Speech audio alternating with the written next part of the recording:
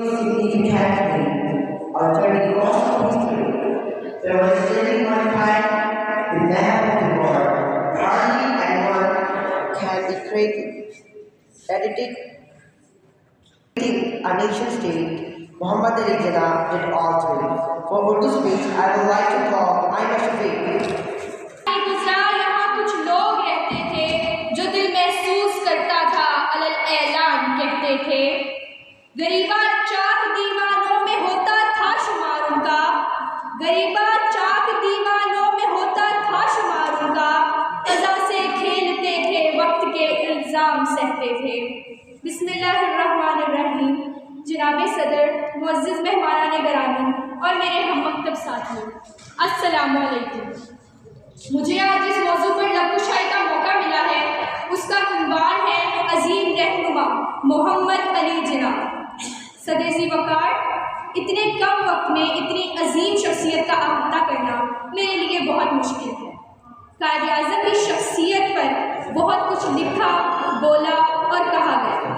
सदियों बाद कहीं ऐसी शख्सियत पैदा होती हैं जिन्हें तारीख सुनहरे अल्फाज में याद करती है। कायद आज़म जैसी शख्सियत के लिए अदा करने को अल्फाज शायद कम पड़ जाएं, लेकिन उनके एहसानात बहुत ज़्यादा हैं।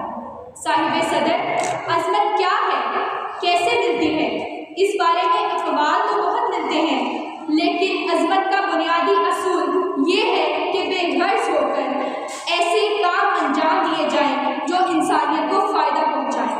कायद आज़म मोहम्मद अली जिन्ना अज़मत के इन असूलों पर पूरा उतरते हैं। आपकी शख्सियत, नफासत, खुददारी और खुद एतमादी का आला नमूना है। आप जिन ज़वाबत की तवक्को दूसरों से रखते, पहले उन पर खुद अमल करते। जनाब सदर, 1929 में कायद आज़म ने नेहरू रिपोर्ट के जवाब में जो 14 नकात पेश किए वो वाज़ेह हिकमत अमली और सियासत के बेहतरीन असूल हैं और आपकी फ़हम व फरासत और सूझबूझ की आला मिसाल है।